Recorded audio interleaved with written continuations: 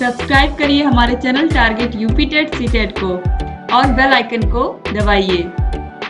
Hello friends, मैं रेनू स्वागत करती हूँ आप सभी भावी अध्यापक एवं अध्यापिकाओं का आपके अपने channel target UP TET CTET में। दोस्तों, आज की इस वीडियो में हम आपके डीएलएड 4th सेमेस्टर के सेकंड पेपर शैक्षिक प्रबंधन एवं प्रशासन का चैप्टर नंबर 5 पढ़ने वाले हैं और चैप्टर नंबर 5 आज की इस वीडियो में पूरा कंप्लीट भी हो जाएगा और ये पेपर आज आपका पूरा खत्म हो जा रहा है, यानी कि ये आपके इस पेपर की लास्ट वीडियो है और आपका ये जो पूरा पेपर है आज समाप्त हो जा रहा है। दोस्तों, समाप्त होने से पहले मैं कुछ जरूरी चीजें आपसे बताना चाहती हूँ। दोस्तों, आप लोगों के हर एक विषय की तैयारी हम करवा रहे हैं अपने चैनल पर। आप लोगों को पता है कि फर्स्ट पेपर ऑलरेडी खत्म हो चुका है, सेकंड पेपर आपका ये खत्म हो जा रहा है। इस वीडियो में आप लोग का साइंस और इंग्लिश हम स्टार्ट कर रहे हैं। इसके अलावा हिंदी और सामाजिक अध्ययन आप लोगों को प्रियंका मैम पढ़ा रही हैं टारगेट टीचर जॉब चैनल पर। आप लोग प्लीज उनकी वीडियोस को देखिए, वो भी जैसे मैं यहाँ पर लिख करके आप लोगों को पढ़ा रही हूँ हैंड रिटन नोट्स में, इसी प्रकार प्रियंका मैम भी आप लोगों को हैंड रिटन नोट्स में ही पढ़ा रही हैं। तो आप लोग प्लीज हिंदी और एसएसटी को भी पढ़िए। टारगेट टीचर जॉब चैनल की लिंक आपको डिस्क्रिप्शन बॉक्स में मिल जाएगी।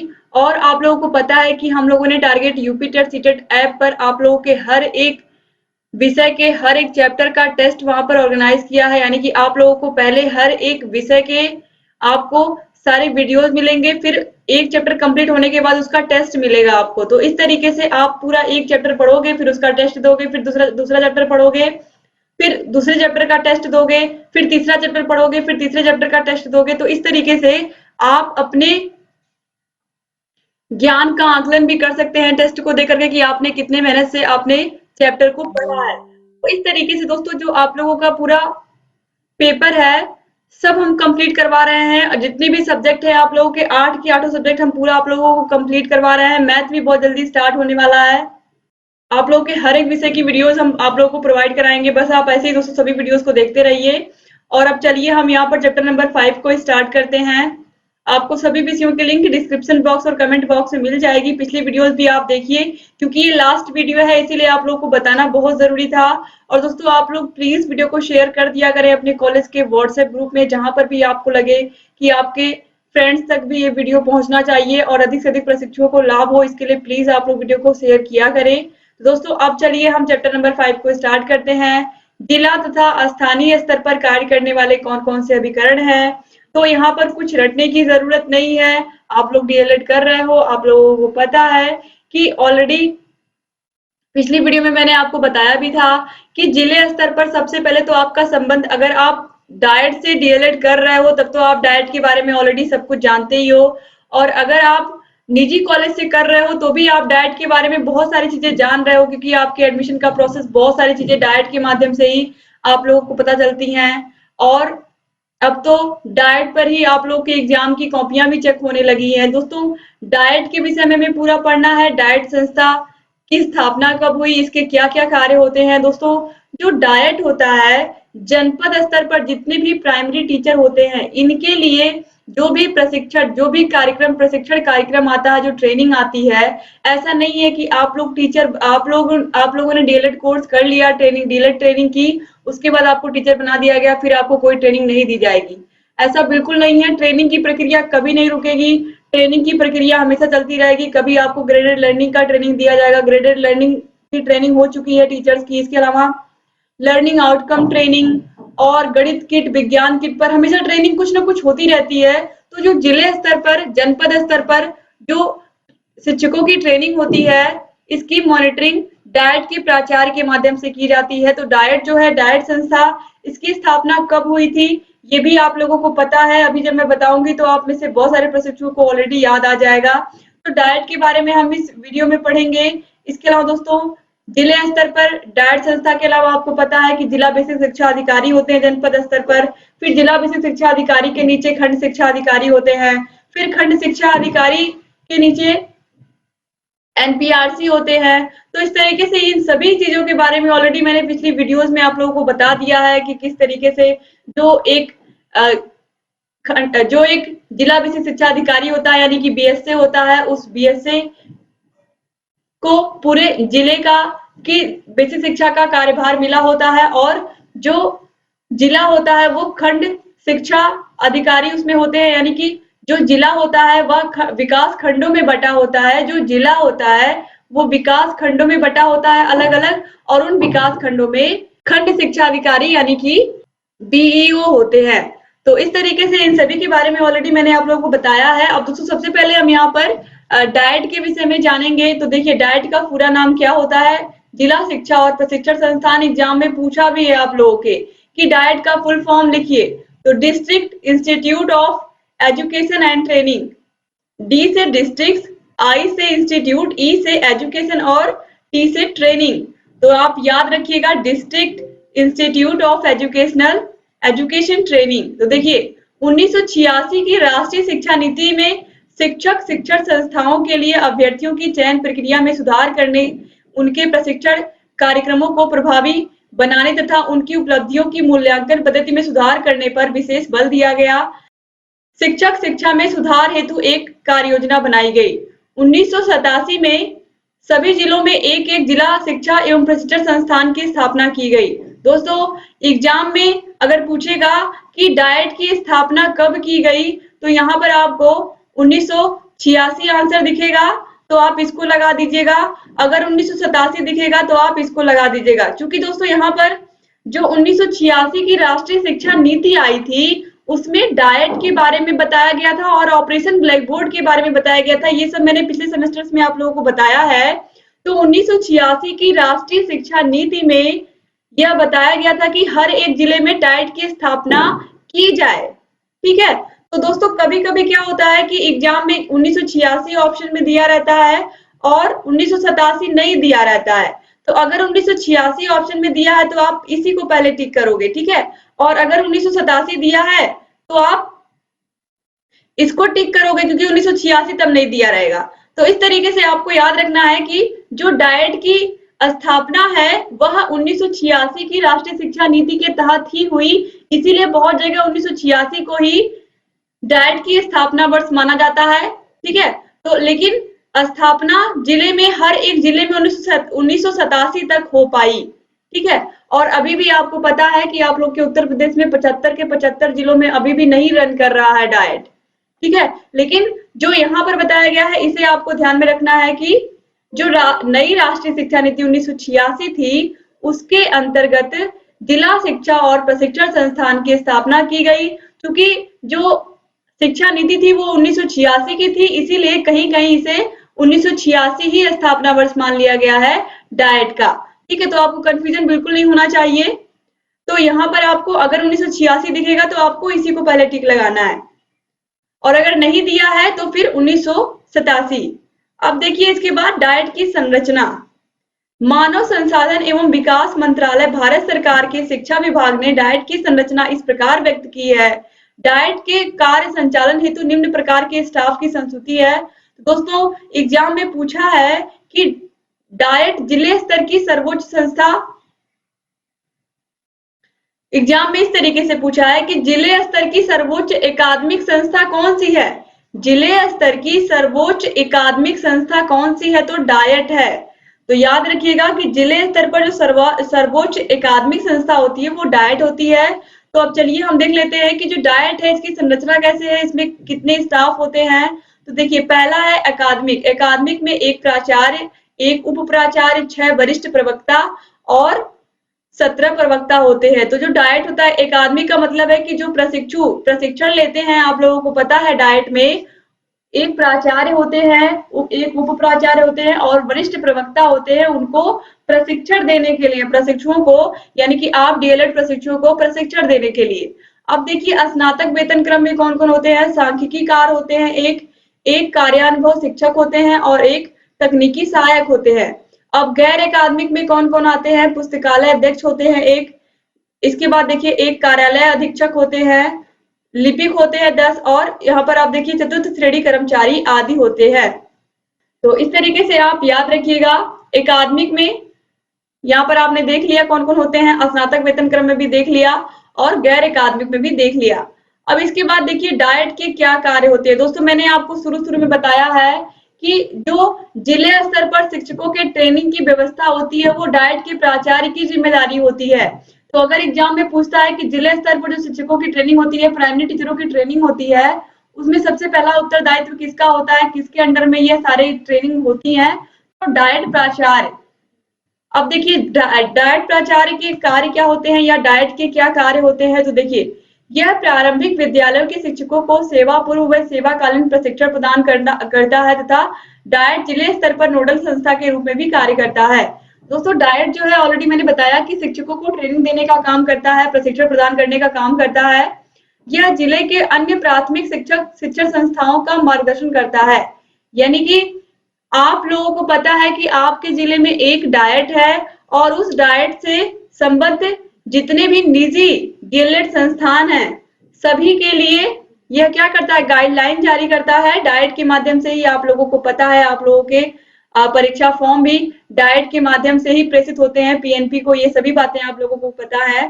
तो यहाँ पर दोस्तों जो डाइट संस्था होती है या जितने भी प्राइवेट कॉलेज होते हैं उनकी भी क्या करती है, मॉनिटरिंग करती है और उनका मार्गदर्शन करती है। एग्जाम फॉर्म कब भराएगा, कब सबमिट होगा, कब किस तरीके से एग्जाम में कॉपियां जो चेक होती हैं आप लोग की, ये सारी चीजें, इन सारी चीजों का जो प्रबंधन होता है वो कहाँ होता है, डाइट में होता है।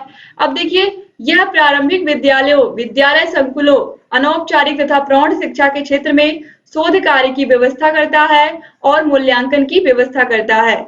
यानी कि जो डाइट होता है इसके अंतर्गत विद्यालय में जो संकुल होते हैं या फिर ये कहें एनपीआरसी स्तर पे जो संकुल बनाए जाते हैं, एनपीआरसी पर ही संकुल होते हैं, इनके द्वारा विद्यालयों में बराबर नियमित निरीक्षण और अनौपचारिक और प्रौढ़ शिक्षा की व्यवस्था भी की जाती है। यानी कि संकुल के माध्यम से जो प्रौढ़ शिक्षा है, जिनको पढ़ाने के लिए पहले प्रेरक नियुक्त किए गए थे, यानी कि जो प्रौढ़ शिक्षा है उस पर भी ध्यान दिया जाता है। किसके माध्यम से, डाइट के माध्यम से, कि अगर गांव में कोई निरक्षर है, वह प्रौढ़ हो चुके हैं, तो उन्हें भी शिक्षित किया जाए और उनकी परीक्षाएं भी ली जाए और उनके मूल्यांकन की भी व्यवस्था की जाए कि उन्हें किस तरीके से पढ़ाया गया है, उन्हें अक्षर ज्ञान हुआ कि नहीं। तो इसकी भी मॉनिटरिंग डाइट के माध्यम से ही की जाती है। अब देखिए इसके अलावा यह अनुदेशकों के प्रशिक्षण की भी व्यवस्था करता है। कौन? डाइट पर अनुदेशकों का भी प्रशिक्षण होता है। दोस्तों अब हम पढ़ेंगे जिला बेसिक शिक्षा अधिकारी के बारे में, यानी कि बीएसए के बारे में। तो देखिए डिस्ट्रिक्ट बेसिक एजुकेशन ऑफिसर होते हैं, ये ऑलरेडी आपको पता है, मैंने बहुत ही साधारण भाषा में आपको समझाया था। ये मान लीजिए आपका जिला है, आप किसी भी जिले में रह रहे हैं, आपका जिला है और इस जिले में एक ही बीएसए होता है, सिर्फ एक जिला बेसिक शिक्षा अधिकारी, जिला लेवल का अधिकारी होता है और ये पूरे जिले की बेसिक शिक्षा को देखता है। पूरे जिले में कक्षा 1 से लेकर के 8 तक के जो बेसिक शिक्षा के विद्यालय होते हैं, उसमें जो कस्तूरबा गांधी विद्यालय होते हैं जिनमें बालिकाएं पढ़ती हैं, वो भी इसमें आ जाता है। तो कक्षा 1 से 8 तक की जो शिक्षा होती है उसकी पूरी जिम्मेदारी बीएसए की होती है। जितने भी स्कूल होते हैं प्राइमरी, जूनियर के और कस्तूरबा गांधी के, ये सभी की मॉनिटरिंग करते हैं बीएसए। अब जो बीएसए है जिले स्तर पर हो गए। अब ये जो जिला है आप देख रहे हो, कोई भी जिला है आपका, जिस भी जिले में आप रह रहे हो, उस जिले को अलग अलग विकास खंडों में बांटा गया है, अलग अलग विकास खंडों में। यानी कि एक विकास खंड में 150 स्कूल होंगे, एक में 145 भी हो सकते हैं, इस तरीके कम से कम 150, एक विकास खंड में कम से कम 150 विद्यालय आपको मिलेंगे। इससे अधिक भी हो सकते हैं और इससे थोड़ा बहुत कम भी हो सकते हैं।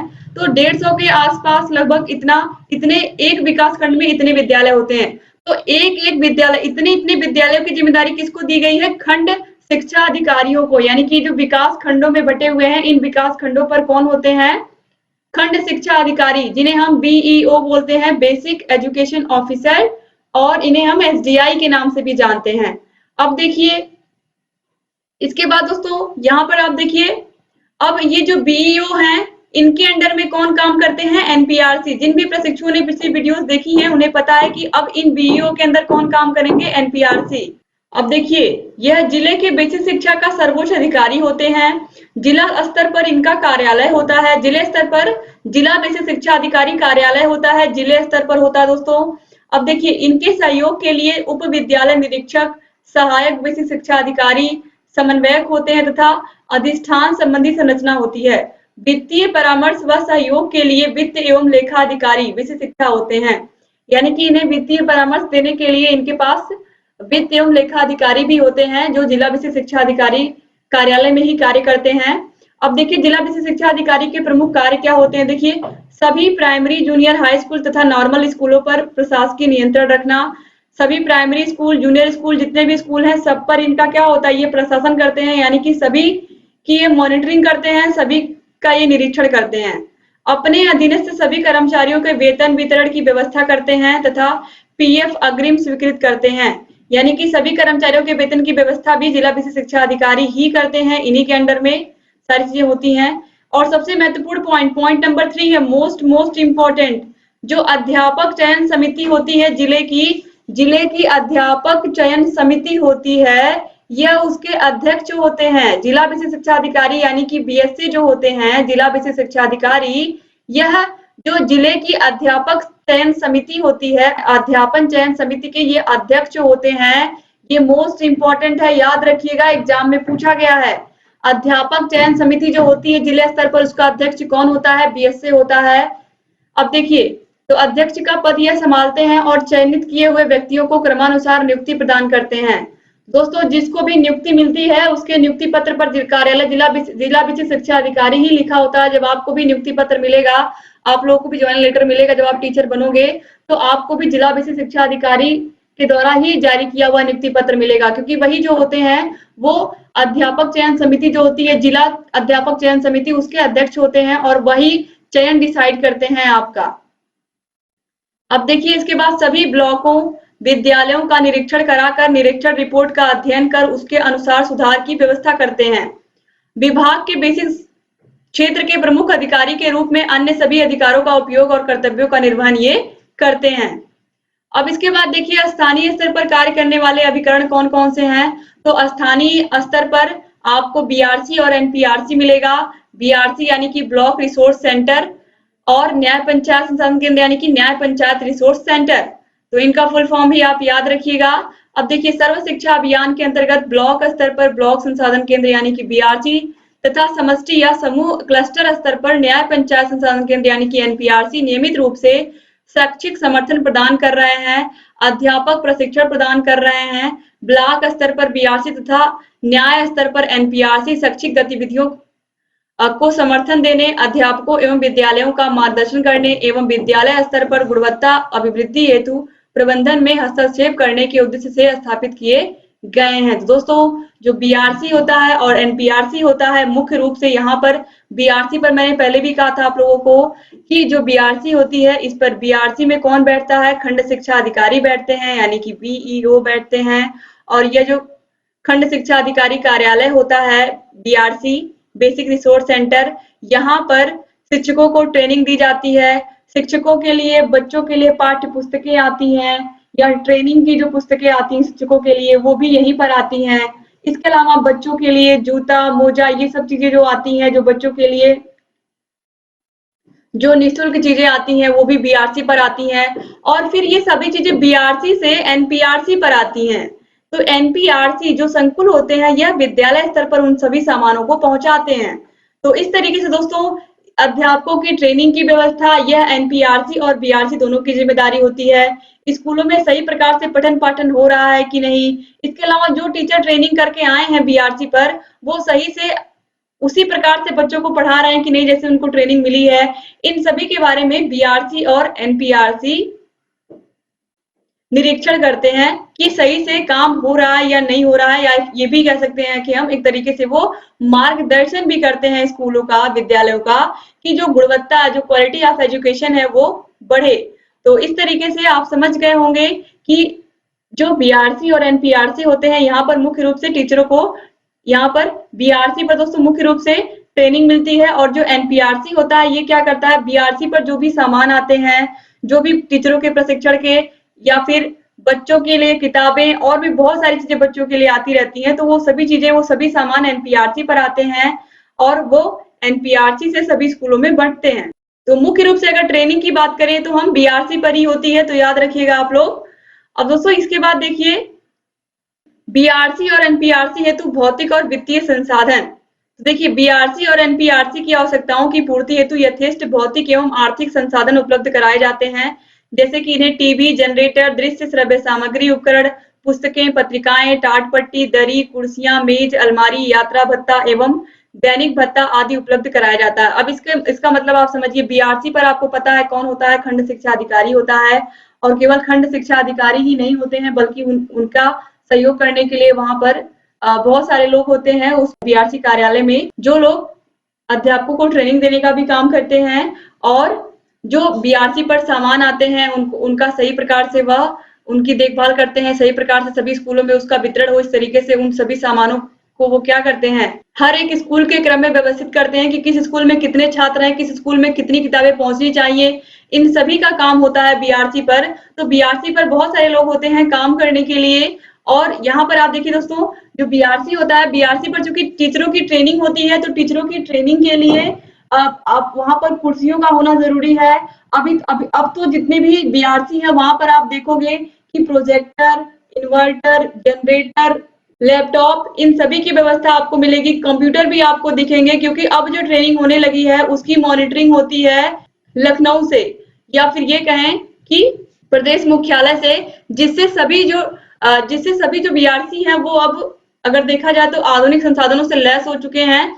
तो जितने भी सामानों की जरूरत होती है बीआरसी को, एनपीआरसी को, उसके लिए भी वित्तीय मदद मिलती है।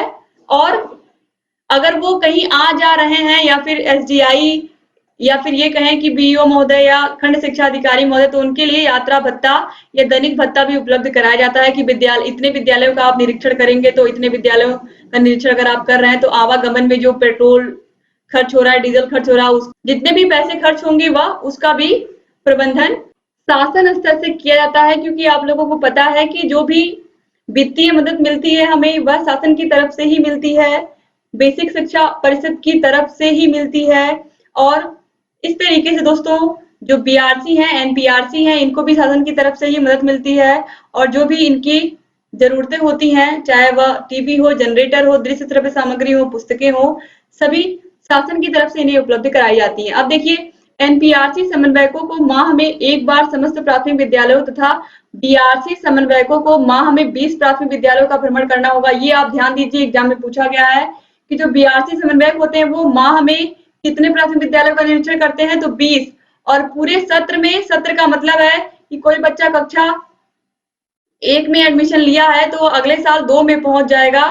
तो इस 1 से 2 के बीच में, यानी कि कक्षा 1 में वह जितने दिन तक उसने पढ़ाई की, ठीक है, एक मामूली से एग्जाम्पल के माध्यम से आप समझ सकते हैं कि बच्चे ने जितने दिन तक पढ़ाई की, या फिर ये कहें कि एक सत्र 2021-22 आप समझिए, सत्र 21-22, इस तरीके से एग्जाम में पूछेगा कि एक सत्र मतलब एक साल में जो जिला बीआरसी समन्वयक हैं, बीआरसी यानी कि बेसिक रिसोर्स सेंटर के जो समन्वयक होते हैं, वह एक साल में कम से कम एक विद्यालय का 2 बार भ्रमण जरूर किए हो।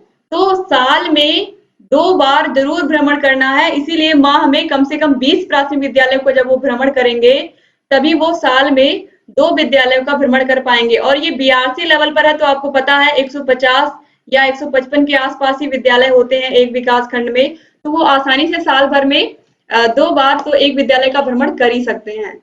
तो इस तरीके से दोस्तों, यहाँ पर आप लोगों ने देख लिया, डाइट के बारे में आपने देखा, डाइट के बाद आप लोगों ने देखा जिला विशेष शिक्षा अधिकारी के बारे में, उसके बाद आप लोगों ने एनपीआरसी के बारे में पढ़ा। तो इस तरीके से आप लोग का ये पूरा पेपर यहाँ पर आज खत्म हो गया। और दोस्तों, एक बार फिर से मैं रिपीट कर दे रही हूँ, जो डाइट होता है ये जिले स्तर पर, जिले यानी कि जनपद स्तर पर, जिले को ही जनपद कहते हैं तो आप कंफ्यूज मत होइएगा, जिले या जनपद स्तर पर प्राइमरी शिक्षकों की ट्रेनिंग की व्यवस्था करता है। और डाइट जिले स्तर का सर्वोच्च अकादमिक संस्था है। ये 2 पॉइंट आप याद रखिएगा डाइट का। और तीसरा है डाइट का full form, district institute of education and training. इतनी बातें आप डाइट की याद रखिएगा दोस्तों। और मोस्ट इंपॉर्टेंट, डाइट की स्थापना, आपको कंफ्यूज नहीं होना है। अगर 1986 दिया है तो आपको 1986 राइट आंसर लगा देना है, अगर नहीं दिया है तब आपको 1987 लगाना है। चूंकि स्थापना 1986 में स्थापना की बात की गई और 1987 में सभी जिलों में स्थापना शुरू हुई, लेकिन 1986 भी कहीं कहीं सही माना गया है, तो इसलिए आप इसको भी याद रखिएगा, 1986 को भी याद रखिएगा। अब इसके बाद देखिए, हमने बीएसए के बारे में पढ़ा, यानी कि डिस्ट्रिक्ट बेसिक एजुकेशन ऑफिसर, यानी कि जिला बेसिक शिक्षा अधिकारी के बारे में पढ़ा। और ये जिले की जो अध्यापक चयन समिति होती है, जिला अध्यापक चयन समिति के ये अध्यक्ष होते हैं, यही डिसाइड करते हैं कि किसका चयन होगा या नहीं होगा। ठीक है। इसके बाद देखिए, इसके बाद जो जिला बेसिक शिक्षा अधिकारी होते हैं, यह जिले के बेसिक शिक्षा के सर्वोच्च अधिकारी होते हैं। जिले की बेसिक शिक्षा के सर्वोच्च अधिकारी कौन होते हैं? अगर एग्जाम में आएगा तो कौन होते हैं? जिला बेसिक शिक्षा अधिकारी होते हैं। ठीक है। इसके बाद दोस्तों देखिए, फिर हम लोगों ने क्या पढ़ा? हमने बीआरसी और एनपीआरसी के बारे में पढ़ा। बीआरसी और एनपीआरसी पर टीचर्स की मुख्य रूप से ट्रेनिंग होती है, और जो भी संसाधन स्कूलों के लिए बच्चों की किताबें आती हैं, बच्चों के लिए जूते मोजे टाई बेल्ट जो चीजें आती हैं बच्चों के लिए, वो सभी संसाधन स्कूलों तक पहुंचाए जाते हैं बीआरसी और एनपीआरसी के माध्यम से। अब देखिए बेसिक शिक्षा परिषद, बेसिक शिक्षा परिषद का गठन कब हुआ था? तो बेसिक शिक्षा अधिनियम 1972 के द्वारा राज्य सरकार ने शैक्षिक सत्र 1972-73 को उत्तर प्रदेश की प्राथमिक शिक्षा का नियंत्रण परिषद के माध्यम से अपने हाथों में ले लिया। बेसिक शिक्षा परिषद प्राथमिक विद्यालयों के अध्यापकों की नियुक्ति करता है, स्थानांतरण करता है एवं तैनाती नियंत्रित करती है। तो विद्यालय समय अवधि निर्धारित करती है। प्रदेश में बेसिक प्राथमिक शिक्षा प्रदान करने वाले निजी विद्यालय को मान्यता देती है। तो याद रखिएगा कि जो बेसिक शिक्षा परिषद होता है, ये क्या क्या काम करता है? यह टीचरों की नियुक्ति करने का काम कौन करता है? जितने भी प्राइमरी टीचर हुए हैं वो सब बेसिक शिक्षा परिषद के द्वारा ही उनकी नियुक्ति हुई है। इसके अलावा दोस्तों टीचरों का जो स्थानांतरण होता है यानी कि ट्रांसफर होता है, उसकी भी प्रक्रिया कौन करता है? बेसिक शिक्षा परिषद करता है। और विद्यालय कितने अवधि से कितने अवधि में चलेगा? 9 से 3 या 8 से 2, यह भी कब कब डिसाइड होता है? किसके माध्यम से होता है? बेसिक शिक्षा परिषद के माध्यम से होता है। और प्रदेश में जितने भी प्राथमिक स्कूल हैं कक्षा 1 से 5 तक के, उनको मान्यता कौन देता है? बेसिक शिक्षा परिषद। इसके अलावा कक्षा 1 से 5 ही नहीं बल्कि 6 से 8 भी इसमें हम इंक्लूड करेंगे। तो कक्षा 1 से 8 हम कह सकते हैं कि कक्षा 1 से 8 तक की शिक्षा की जो मान्यता है वो कौन देता है? बेसिक शिक्षा परिषद देता है पूरे प्रदेश में। अब देखिए बेसिक शिक्षा परिषद के कार्य क्या हैं? तो बेसिक शिक्षा परिषद के मुख्य कार्य में देखिए, बेसिक शिक्षा परिषद का कार्य 1 से 8वीं तक की बेसिक शिक्षा का गठन करना, शिक्षकों की व्यवस्था करना है। इसके बाद देखिए शिक्षक प्रशिक्षण की व्यवस्था करना है, राज्य सरकार से अनुदान, आर्थिक सहायता व ऋण प्राप्त करना है। तो स्कूलों में जितने भी काम आप देखते हैं बेसिक शिक्षा परिषद की तरफ से जो भी फंड आता है वह उत्तर प्रदेश शासन की तरफ से ही मिलता है। अब इसके बाद देखिए जूनियर हाई स्कूल एवं बेसिक प्रशिक्षण प्रमाण पत्र प्रदान करना, यह भी कौन करता है? बेसिक शिक्षा परिषद का ही कार्य है। और देखिए बेसिक शिक्षा के अंतर्गत 14 अनुभाग हैं। कितने अनुभाग हैं? 14 अनुभाग हैं। दोस्तों कभी कभी एग्जाम में पूछ लेता है कि भारत के संविधान के किस अनुच्छेद के अंतर्गत राज्यपाल ने बेसिक शिक्षा अधिनियम 1972 को स्वीकृति प्रदान की? तो दोस्तों अनुच्छेद 200 के द्वारा राज्यपाल ने बेसिक शिक्षा अधिनियम 1972 को स्वीकृति प्रदान की थी। तो बेसिक शिक्षा अधिनियम 1972 जो आप देख रहे हैं, यह अनुच्छेद 200 आर्टिकल 200 अनुच्छेद 200 के अंतर्गत राज्यपाल ने इसको स्वीकृति प्रदान की थी। तो कभी कभी एग्जाम में पूछ लेता है, मोस्टली रेयर केस में ही, लेकिन आप अनुच्छेद 200 जानिए। अब इसके बाद देखिए बेसिक शिक्षा के अंतर्गत 14 अनुभाग हैं, ये भी एग्जाम में पूछा हुआ है तो याद रखिएगा, ये भी इंपॉर्टेंट है। अब इसके बाद देखिए बेसिक अध्यापक शिक्षा सेवा नियमावली 1981, उत्तर प्रदेश बेसिक शिक्षा अधिनियम 1972 की धारा 19 की उपधारा 1 के अधीन शक्ति का प्रयोग करके राज्यपाल यह नियमावली बनाते हैं और यह नियमावली 7 भागों में विभाजित है।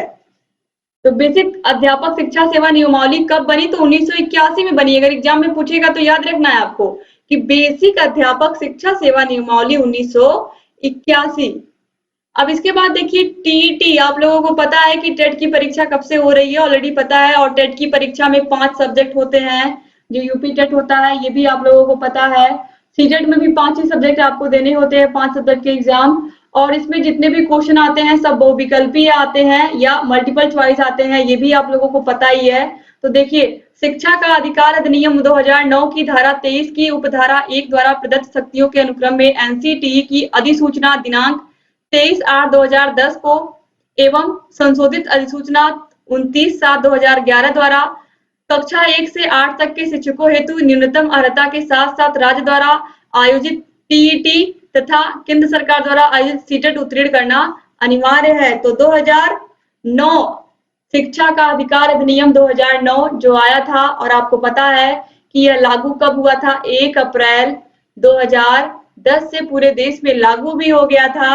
और एनसीटीई की अधिसूचना के अनुसार, क्योंकि आपको पता है कि जो आप लोगों के डीएलएड के संस्थान हैं या इनमें जो कोर्सेज चलते हैं, इनको मान्यता कौन देता है, एनसीटीई देता है। तो एनसीटीई के द्वारा यह अधिसूचना जारी की गई, कक्षा 1 से 8 में पढ़ाने के लिए आपको टीईटी परीक्षा उत्तीर्ण करना अनिवार्य होगा। और फिर आप लोगों को तो अपने उत्तर प्रदेश में पता ही है कि यूपी टेट के बाद भी आपको एक परीक्षा और पास करनी है, सुपर टेट। उसके बाद आप टीचर बन पाएंगे। तो कहीं ना कहीं धीरे धीरे जो प्रोसेस है टीचर बनने का, वो धीरे धीरे और टफ होता जा रहा है। लेकिन जो भी प्रशिक्षु मेहनत से पढ़ रहे हैं, अपने सभी सब्जेक्ट को अच्छा कर रहे हैं, उनको शिक्षक बनने से कोई नहीं रोक सकता। जैसे कि आप सभी लोग मेहनत से सभी विषयों को पढ़ रहे हैं, अपनी तैयारी अच्छी कर रहे हैं, तो आप सभी लोग निश्चित रूप से दोस्तों टीचर बनेंगे ही बनेंगे। अब देखिए, इसके बाद सूचना का अधिकार अधिनियम। सूचना का अधिकार अधिनियम 2005 में आया था, ये ऑलरेडी आप सभी लोगों को पता ही है। देखिए, दिसंबर 2004 में लोकसभा में सूचना के अधिकार विधेयक को लाया गया। इसकी स्वीकृति 2005 को मिली। कब मिली? 15 जून 2005 को मिली। यह विधेयक 21 जून 2005 को गजट ऑफ इंडिया में कानून के रूप में आया। यह कार्य रूप में 12 अक्टूबर 2005 को लागू किया और भारत में सभी नागरिकों को सरकारी अभिलेखों और प्रपत्रों में दर्ज सूचनाओं को देखने तथा उसे प्राप्त करने का अधिकार है।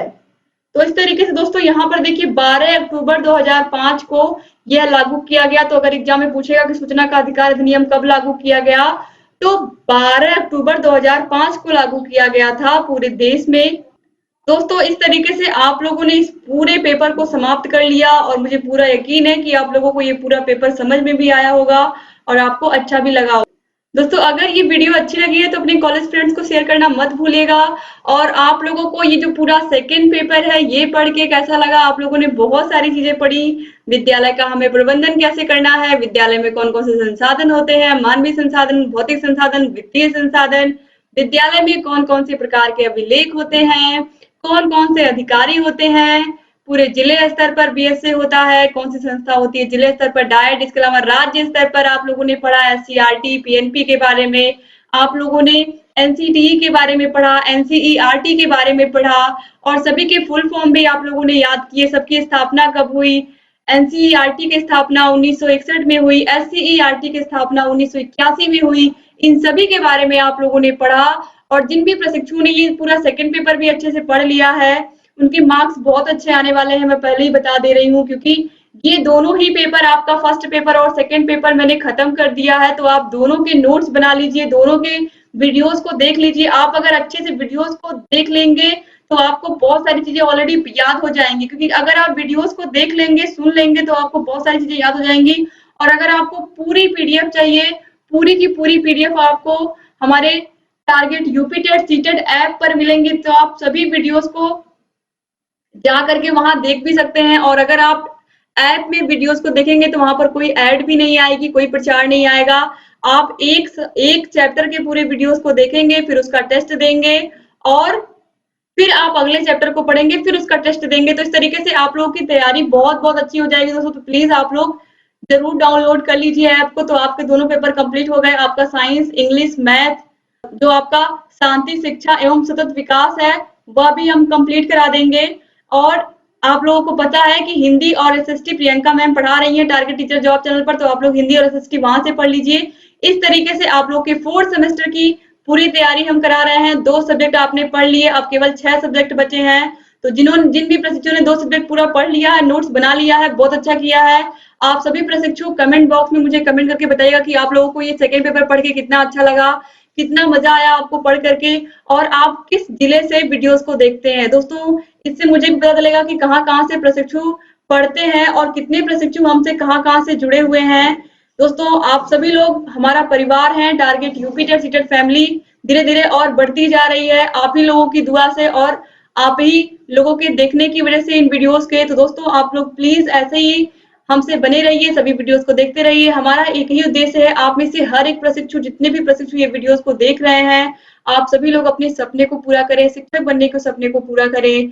तो हमारा उद्देश्य यही है, आप लोगों को हम केवल और केवल डीएलएड ही नहीं बल्कि UP TET, super TET, C TET सबकी प्रिपरेशन करवाएं और आप सभी लोग जल्द से जल्द शिक्षक बनकर अपने सपने को पूरा कर पाएं। दोस्तों अगर अभी तक आपने हमारे चैनल को सब्सक्राइब नहीं किया है तो प्लीज सब्सक्राइब कर दीजिए और बेल आइकन को भी प्रेस कर दीजिए ताकि जो भी नई वीडियोस हम बनाते हैं उसका नोटिफिकेशन आप सभी प्रशिक्षुओं के पास समय से जाए और आप हमारे सभी वीडियोस को ऐसे ही देखते रहें। एक बार फिर से आप सभी भाई बहनों का बहुत बहुत शुक्रिया वीडियो को पूरा देखने के लिए। तो दोस्तों मिलते हैं नेक्स्ट वीडियो में, तब तक अपना ख्याल रखिएगा, अपनी फैमिली का भी ख्याल रखिएगा और प्लीज जा करके टेस्ट जरूर दीजिएगा और मुझे बताइएगा कि आप लोगों ने कितने स्कोर किए हैं। तो आपको ऐप की लिंक भी मिल जाएगी और इसके पहले की जितनी वीडियोस मैंने बनाई हैं उन सभी वीडियोस की लिंक भी आपको मिल जाएगी। आप सभी वीडियोस को देख लीजिए, नोट्स बना लीजिए और अपनी तैयारी को बेहतर कर लीजिए। यहाँ आई बटन पर भी क्लिक करके आपको वीडियोस की लिंक मिल जाएगी। तो मिलते हैं नेक्स्ट वीडियो में, तब तक अपना ख्याल रखिएगा, अपनी फैमिली का भी ख्याल रखिएगा और ऐसे ही चैनल से बने रहिएगा। जय हिंद दोस्तों।